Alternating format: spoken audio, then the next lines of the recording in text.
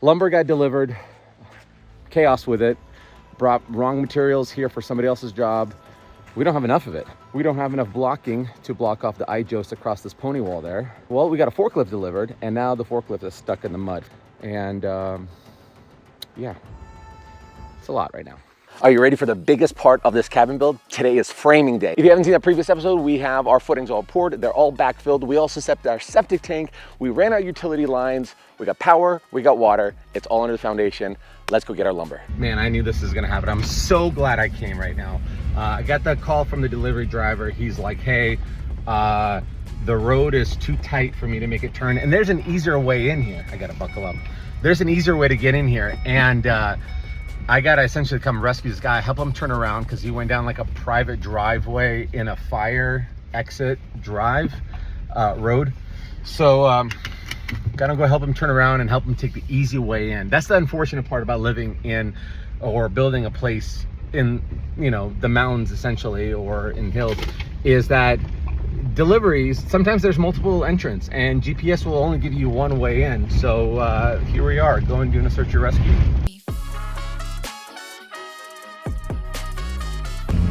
There he is. He's got so much lumber on board. This is gonna be ridiculous. And he said he has a second truck. I know it's a forklift thing, but I don't know. We'll figure it out. This is gonna be a cramped space.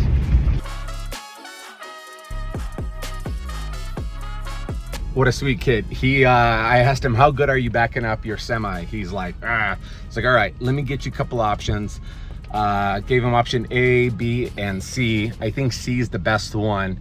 I was like, well, C will cause you to having to, you know, use your forklift a little bit further, but I think he'd rather use that and have an easier way to get out of here. So yeah, there's a lot of things that comes with building a house, isn't it?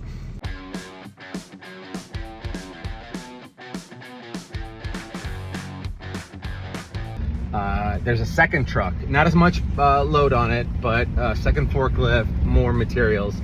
So I got to go meet him to kind of walk him through the easy way in here, I guess. I really don't know how we're going to deal this with two trucks in all these narrow roads, but every solution has a problem, and my job is to keep the drivers optimistic.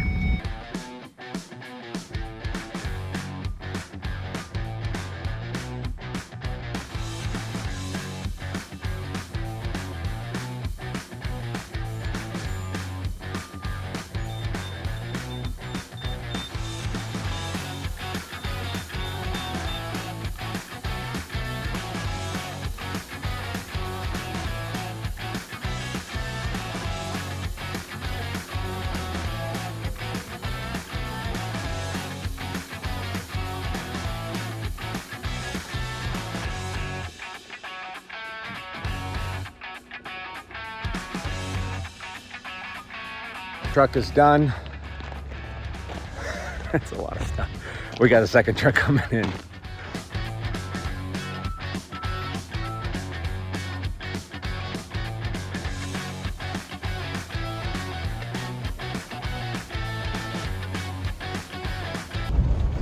Okay, I am counting my lucky stars I came today. The guys that came on the trucks, they were young guys. They were not that well experienced. They told me that. They're really great. But they were like, dude, I'm so glad you were here to motivate and watch our turns, because if you weren't here, we would have just turned around and gone back to the shop, say that we couldn't deliver it. There's a lot that goes being your own builder or your own general contractor, and boy, oh boy, is this a lesson that I'm learning right now. So I'm always asked, how do I find the best possible deals on building materials, save that money? So whether you're building a shed, hence the OSB, or you're remodeling that bathroom, or building that dream deck, well, I'll let you in on that secret. And that secret is, it's Build Club, and it's free. I can't tell you how many times I end up being at a hardware store rushing to make the deadline just to realize they don't carry that particular product. Or then to realize it's cheaper actually at Home Depot or something. Well, you might think, well, can't you just look it up online? True, you could check availability online, but what about price? How do you find the best possible price in your area? Again, that's where Build Club comes in. Build Club is a Silicon Valley startup dedicated to bringing transparency to the building materials and home improvement market. The platform leverages the power of AI and big data to help small contractors find the materials they need at the lowest possible price quickly. By scanning big box improvement stores for the best possible price And availability. Build Club ensures that contractors can save both time and money on their projects. It's super easy and convenient to use. Simply download the extension to your web browser, and then through the power of AI, it searches your local area for the best possible price and availability, saving you both time and, my favorite, money. It's absolutely perfect for DIYers, weekend warriors, small contractors, or construction business owners of absolute any kind that need to save both money and time on sourcing their materials. So stop driving around town trying to find your supplies. Download the free Build Club Chrome extension to improve your project's efficiency and save money. Click the link in the description, save money, and build something awesome. Now, let's get back into this video. All right, so the guys are gonna get started on the floor system first. We are using an I-joist system, so it's gonna be 9.5 inches thick. The I-joists are right over there. Those are the 9.5 inch, big old sucker of a beam. They're gonna be surrounded with a header on the sides, put a seal plate, base plate, pressure treated, and then we're gonna start wrapping it up with this beefy I-joist system. And then in the crawl space, we're gonna have a pony wall sitting on our center footings. So that's gonna support all the rest of that structure. Building a pyramid, essentially building a pyramid, ground up, baby.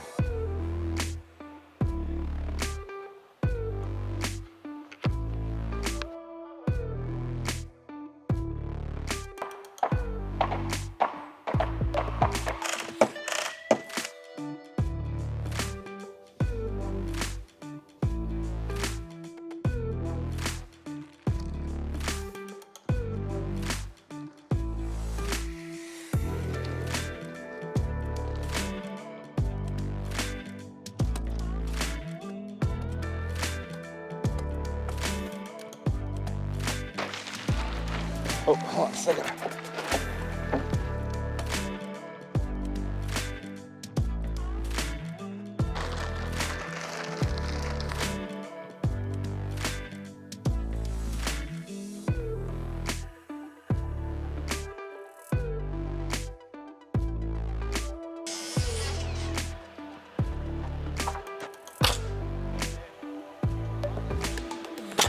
So I'm glad I came today. First of all, there's a few questions that need to be answered here that there wasn't clarity, but also the lumber that was delivered last week that we worked so hard trying to make sure it gets up here. Now they screwed up. They brought other people's stuff here. They got most of our stuff, but some other people's stuff. So they brought a forklift and they're taking it away. Dang, things can't just go smoothly, can they? I guess that's why you have like a general contractor or a builder. Like you have to be there to solve all these little things that just are unforeseeable things. And here we are learning the lesson the hard way.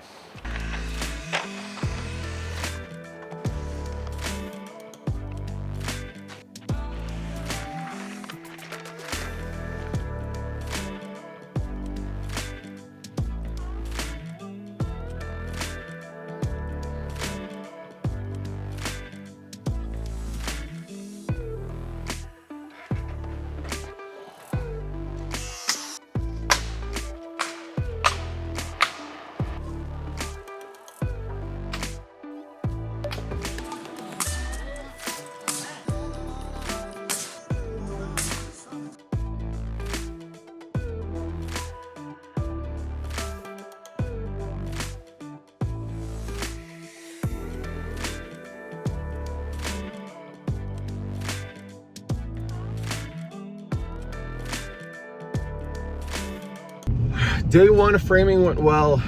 Going back up right now, they're delivering the forklift in order to start putting up walls later this week. Had to reserve one for a week. With delivery and all that stuff, it's like $2 grand. So you got to be really efficient when you're scheduling them. The framers don't provide those forklifts. Second thing is, well, I got to go and meet the delivery guy because they can't get it up there, which is great. And then the second thing is, this is kind of weird, but it's so hard to get contractors up there, but framing is one of those things that people stay up for a while. So it's no point to drive 2 hours back home for these framers. So one of the things we negotiated on the price is I have to pay for a 2-week stay at a motel over there for their crew. So I got to go book some motel stays. Hopefully this rain doesn't continue on. We got a storm front that came through last night. When it rains, it pours, doesn't it? All right. That's for us right there. All right, let's see what this puppy can do.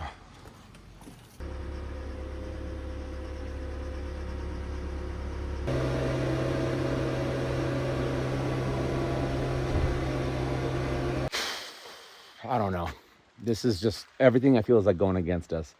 Started framing, rain starts pouring down. Supposed to rain only 25%, and it's been raining nonstop. Crazy storm came in. Everything is just flooded down there. It's like a damn pool. Lumber got delivered. Chaos with it. Brought wrong materials here for somebody else's job. Fortunately, at that moment, I had all my materials, and the guys calling me, and they're like, hey, this rim board that's supposed to go in front of here, you know, this stuff right there, we don't have enough of it. So they didn't send enough of that. Then we don't have enough blocking to block off the I-joist across this pony wall there. And then what else? Well, we got a forklift delivered, and now the forklift is stuck in the mud. Fortunately, we don't need anything for today. But at this point, we have to wait off until the ground dries off so we can actually even use this thing that I just spent $2,000 on. And not to mention, I'm trying to find lodging for my framers because that's what we kind of negotiated in the kind of deal. And it's a small little town, 3 little motels. All of them are booked out, so I can't find the guys lodging. It's 2 hours to drive back home for them. And we got no materials, long drive, shitty weather. And yeah, it's a lot right now. I will try to be optimistic somewhat here. The good news is we have some flooring installed. So that's coming together quite a bit. A big lesson that I learned through this process, to this part at least, is when you get your plans and your builder delivery place that you go through for the supplies or your lumber, go through it with a fine-tooth comb. Literally do an inventory checklist of every single board that's supposed to be here. Study your plans inside and out, because what ends up happening is when the guys are on the site, they know what they're doing, but they can't control what got delivered, what didn't. And it's not like we can get a delivery tonight. We have to wait till tomorrow to get it. So I guess that's a valuable lesson that nobody will teach you unless you have to go through it.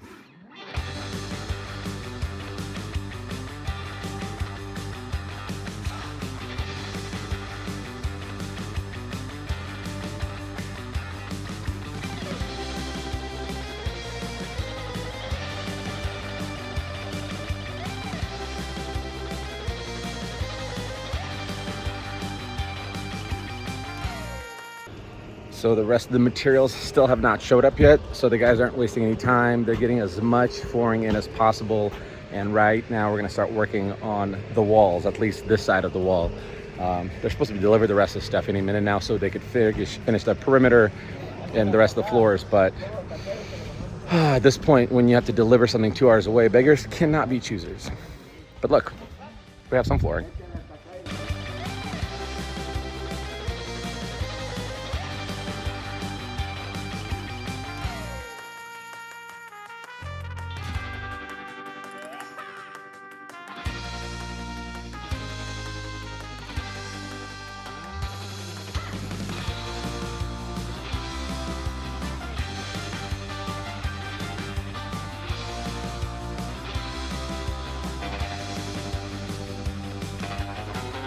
Things are finally turning up after 3 days of chaos. Driveway is no longer making a slide, and the rest of the supplies are here. We're back in business, baby!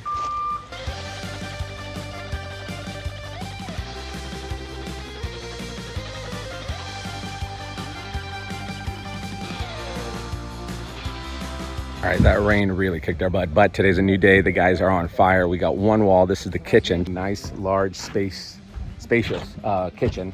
The sink is gonna be right here. We're gonna have to figure out some aesthetics here. This is gonna be the wall that's gonna continue out to here. So we're gonna have plenty big room, giant island right here. Dining room wall is up. Big 8-foot dining room table gonna be there. These guys are getting after. Check out this beam. This is the exterior wall. 4 glass doors completely opening up. We're gonna get a big crew up here to manually raise this because we can't get a forklift up here. This will come up, the back wall will come up, and then we're gonna try to get a crane to come in from there to get our 60-foot long beam and set it over. And then we can start doing the roof. This is crazy. You can actually see how this place is coming together, and it's absolutely insane. I mean, look at that view. You're just gonna be sitting in the living room looking at that freaking view.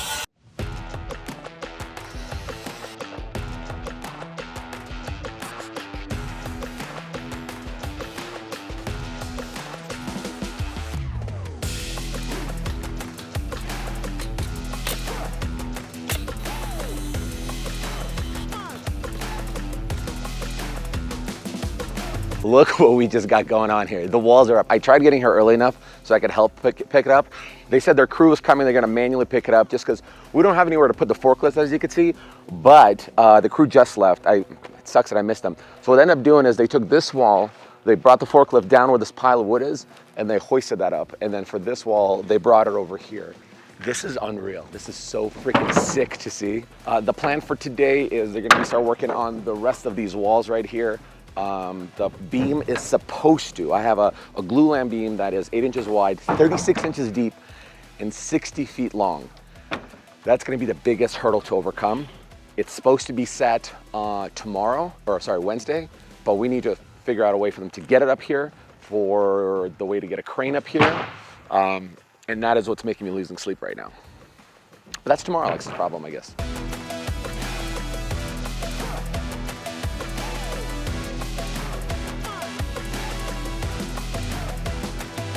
Now it looks like when the concrete guys came, these tie-down straps were supposed to go along all these supporting beams parts. So this one is off by almost an inch quarter. This one's off by like 4 inches, about 6 inches, and another 4 inches. That's not gonna work. That's not gonna pass our shear inspection. I'm gonna call the concrete guy, make sure he gets them out of here, and figure out a remedy to make sure it's structurally sound and make sure it makes our inspector happy.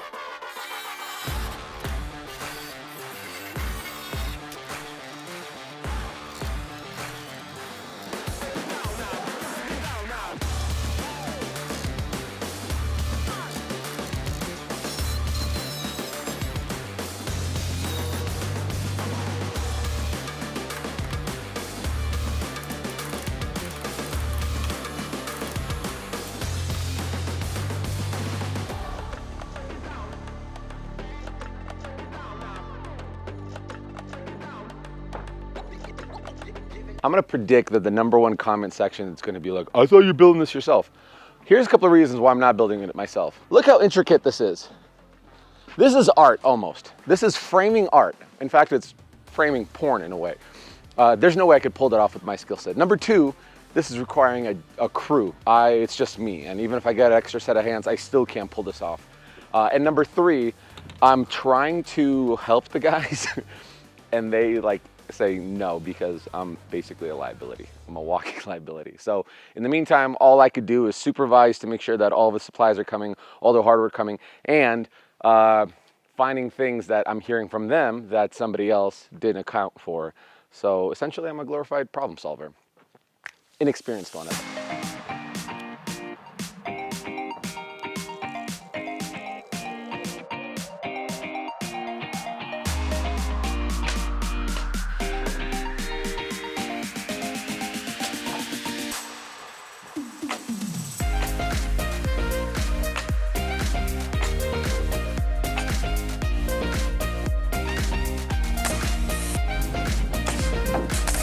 That is the world's record, building a 40-foot long wall that's 9 feet tall. Technically, I guess, if you have two buddies and you offer them beers, you could bust it out like them in like 20 minutes. We're gonna start standing this up here in a little bit. I think we're gonna use all the help we can get.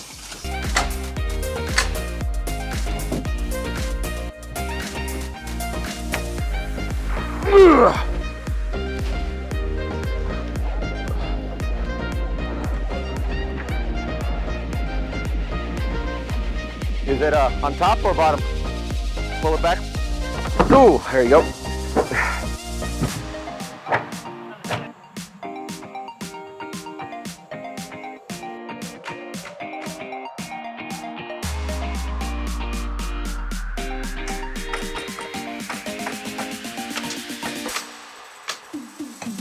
I'm glad I was here because they definitely need a fourth person to lift this wall up.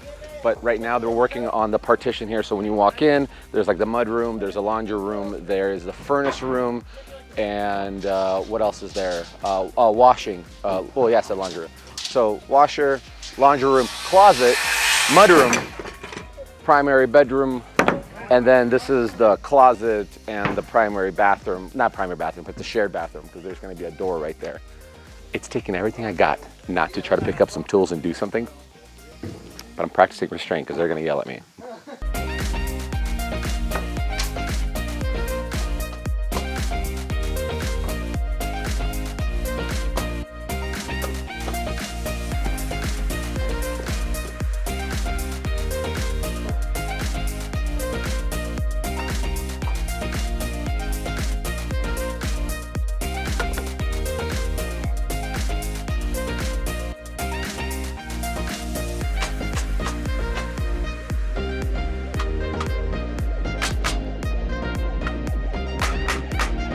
Yep, perfect.